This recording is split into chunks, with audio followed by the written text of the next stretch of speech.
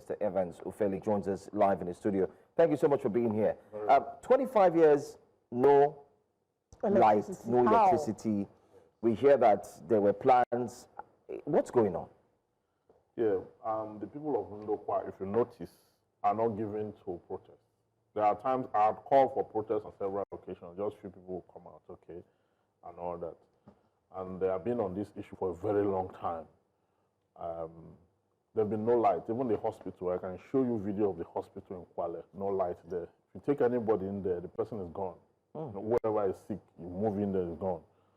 So we've been on this issue for a very long time.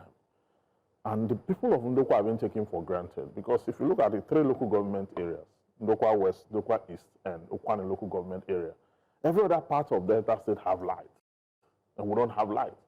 And the irony of the matter is that it is from Ndokwa that you have the highest gas deposit in Africa, in Okwa. It's from Ndokwa that Aso Rock is powered. Ndokwa is connected to the national grid, wherein gas is transmitted to power, step down in Obosi, then straight to Abuja and other areas of the country. But that same Ndokwa, that powers all these that powers everywhere, have no light, have no functionable hospital, have nothing infrastructurally. Okay? So when the deputy governor delivered an address, an interview in Arise TV, he talked about the fact that there was no planned protest anywhere, that people have been paid to disrupt the activity of the government, that this government is the closest to Ndokwa everyone have done. And I responded to him and said that this protest is real, okay? The people just came to the realization that they need to have light, and it's very important because power is a major resource for social development and the rest of that. So they need to have this light. And the deputy governor, who incidentally is from Ndokwa, yes, was a person making that expression that the government is doing so well for us and we are not complaining and the rest of that. And that aggravated the thing the more, because it now looked like even our own in government don't even understand what to do. The person representing us at the National Assembly Senate, Ned Nwoko, Senator Ned Nwoko, some months ago, was busy talking about how to create a Nyoma state and merge it with the Southeast. So they have no understanding of how to prioritize issues. We're in darkness, what he was busy discussing as a federal house member. The one representing us at the House of Rep, the same thing. Okay? Now that one does not even understand what he should think about or do. So not only are we bereft of representation from the state level to the federal level, we're also bereft of the natural resources that should enhance, you know, and so many people are going about trying to kill the story. Like I said, this is... Just to clarify, right, when you say 25 years, no electricity, is it that there's been no electricity at all, or it's been epileptic? There are communities that have never had electricity at all, that you don't even have poles or wire there. That one's a different conversation, okay? We're talking about the ones that at least they have seen pole, they've seen wire, and they've had power for a short time, maybe 2-3 months. And from that time till now, we've not had electricity. Okay, the government has responded to this. Let's take a look at the view of the governor, you know, speaking to this. The Okpai power project is not a state government project. We can only begin to make effort to see how we can begin to also benefit, and that is ongoing. And I'm also aware the deputy governor of the state, who is from the Ndokwa nation, have also led, having been mandated by His Excellency the Governor, to begin to look into how we can ensure that our brothers and sisters, particularly in Ndokwa West and part of Ndokwa East, are served with these power infrastructure. There have been several meetings with them, and effort is being made to deal with the challenges between the dam power holding before it moved to Benin Electricity Distribution Company as to how to settle certain outstanding liabilities so that they can now begin a process of getting them reconnected to the grid. And because there was this absence of power or the grid or along that corridor, the power distribution channels along that corridor being energized, it made it possible for some criminals to tamper with the power infrastructure in that corridor. So which means that it's not a question of going to settle outstanding liabilities. It will also involve providing certain power or energy infrastructure for them to be effectively connected. That's Honorable Charles Aniago there, speaking on behalf of the governor. Do you accept the response? I agree completely with him. I know him very well. This is what he does, propaganda. He cannot tell me that as a lawyer. He can tell that to villagers who are illiterate or some persons who are not. The Buhari regime, okay, had signed into law, and it's now possible for state governments to generate power supply. This is a man. This is how they talk, because they are ready to do nothing. They just want to be in government embezzling money. That's exactly what he's doing. Now he's telling, look at this is shameful. This is shameful because all they need to do is for the Attorney General of the state and the entire ESCO of that state to come up with a legal framework, okay, to have power generated from. There are states that are already generating power as we speak, in the process of doing so. He's still calling the federal government. That is past the old position, where we have seen that the issue of power generation is solely in the exclusively. Now it's no longer the case. The state government can generate power, and we have the resources to do so.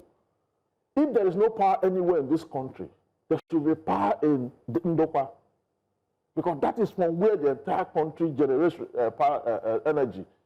So they shouldn't tell us that. We are not children. Okay, this protest is valid.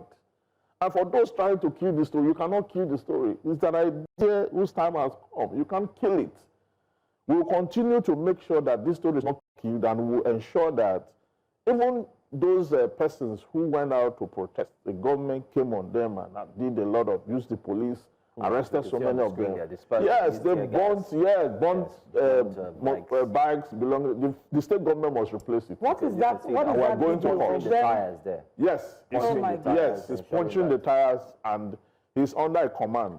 Okay, okay. Someone gave that command for him to destroy people's property. Most of those vehicles you see and those motorcycles you see are actually taking on higher purchase. Okay. Because I have access to all of them, I know all of them, and I know what they go through. They are not asking the government to give them money or to, they're asking for light. Okay, light is a fundamental right. It's not a favor. Yeah, it's not a favor. And because especially coming from a community that powers. Yes, and they are sitting on our resources. They are sitting on our resources. The deputy governor said, the governor has given him order to go and pay what they are owing the BDC, and that very soon the light will come. That was after the protest was muted. You understand? He didn't show any document. He didn't show nothing. The people didn't trust that information because they keep lying to the people, okay? Just like Charles is lying just now. He said, no, you can't say that to us. If you have to lead, you have to lead proper. You have to provide the necessary amenities.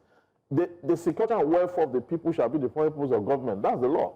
So why should we not have our welfare taken care of? Why should we not have the necessities of life in Ndokwa? Why is there light in other places? If you say that is the federal government responsibility, so why is there light in other parts of the country? So Ndokwa has been so unfortunate. Okay, they keep doing this because they feel the people will do nothing. But this time around, we don't want to take that from them. They must provide the necessities of life in Ndokwa land, and they must upscale the life of the people.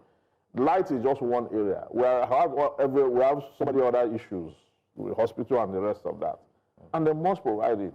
Otherwise, they should leave the seat of governance for those who are serious, who want to make the life of the people better. We cannot sit and watch them continue to do this. We can't do that. So what are the next steps now? We've heard that protesters, we saw the clips of protesters being dispersed. What are the next steps? Yeah, the next step is we made concerted effort to get some of them out of detention. Do we still have? Yeah, we still have some of them in detention. The secretary of the protest group is still in detention. They vow not to release him. Some other persons, the wife, I spoke to the wife yesterday, and the wife said they are asking for 3 million, that the police is asking for 3 million. 3 million? Yes, the police force, they're asking for 3 million. He was apprehended. Yes, for protesting. For protesting. Yes, which is a constitutional right. And then they are locked up. Yes, locked up. The police says to bail him. Yes, 3 million. there should be 3 million. Many of them who, before I got there into the issue, some of them had already paid money to have themselves released, from 300,000 to 400,000. So this money is going to who now? The police. They are thieves. So the police have asked for 3 million naira. Yeah, they have asked for 3 million. I'm telling you, well, if you want me to bring the wife here, or you want to speak to her on video, Zoom or whatever, I will make that possible, and you'll hear from her directly. I'm telling you what I said. I was with her last night. I spoke to her last night on the issue, strategizing on how to get out. What's crime? So are they, for you to enforce this arrest, what crime? What's the charge? Their crime is that they went to exercise their fundamental rights as enshrined in the Constitution of Nigeria, 1999. Okay, it's only in Nigeria you clamp down on protesters, you arrest them, put them in detention, and be asking them to go bring money. You understand? That is the kind of situation we find ourselves in this country. And it's unfortunate. And instead of people like Charles Aniago, the governor and deputy governor, to address the issue, they are there, shifting blames, taking themselves away from responsibility and the rest of that. They are not ready to govern. They are not ready to lead anybody. All they want to do is to keep embezzling the commonwealth of the poor of Delta State, use it to buy cars, travel abroad, embezzle it, and that's exactly what they do. Do you have faith that this will be resolved? And I'm asking because even here on the show, we've talked about different issues that the state is dealing with. On the one hand, those in the Abraka will tell you about the insecurity challenges, even though, yes, we had the police PRO come to talk about, come to talk about it and say it's not as bad as they're making it seem in the media. On the other hand, they're talking about the delineation exercise in Warri, and people, different war camps are fighting about that. So do you think right now that this has garnered enough attention to get the attention of the government, and that they get focus on this and all these other matters happening will not serve as a distraction? You see, the thing is that wherever you have problem in Delta State, it is government responsibility to resolve it. It does not matter how many layers or whatever it is. The reason government exists is for the security and welfare of the people. In Abraka, where you have that story of insecurity and the rest of that, even in Kwale, where we're talking about this, like the insecurity, okay? It's just that we are trying to prioritize, we're asking for, because there's a way, if you have light, it takes care of so many things, even in security itself. When you light up a city, okay, at night, everybody sees everyone, and you're able to know who's doing what, when, and how. It's part of security, okay? But the government is not ready to spend a dime on the people. What they want to do is to keep embezzling money and be moving from one political party to the other to cover their atrocities, okay, and all that. So that's exactly what they're doing. But the people are not saying that at the time, when was the last time you heard in the news that people were protesting in Ndokwa land? We're not giving to protest. Yeah, it was a bit of a shock. Yeah, we're not giving to protest. The Ndokwa man is very patient and sometimes very fearful. But you see, when you push a man to by the time if you keep anyone in darkness for so long, he will become a beast and he will come after you. Yes, because you have incubated, you have destroyed him. Okay, that is why they are saying that no, you have to do the needful. The issue of roads, those ones are there, perennial, been there for long. For decades. Yes, the issue of the schools and all that for long, Because the school in Delta, we saw children sitting on the floor learning and water coming on them and the rest of that. Okay, so that's what I'm saying. That government should do what it ought to do. It's not about politics. It's about governance. They are busy with politics, moving from one political party to the other. And we're saying, no, come and do exactly what you're supposed to do. It's no longer, you can no longer tell us in this day and age that the issue of power has to do with the federal government. You can't tell us that. All right. That's wrong. It's a lot to stomach at this point in time, especially, I mean, I could hear the pain from your voice, but we want to say thank you for joining us, and hopefully we will track back with you to see if we can speak with the woman whose husband is still in detention and get these facts from you, because it's our job to ensure we balance the story. We've heard from the government side, we've heard from your side, but let's also hear from the victims' side so that we can balance the story in total. Thank you so much, Mr. Evans. My pleasure. My pleasure.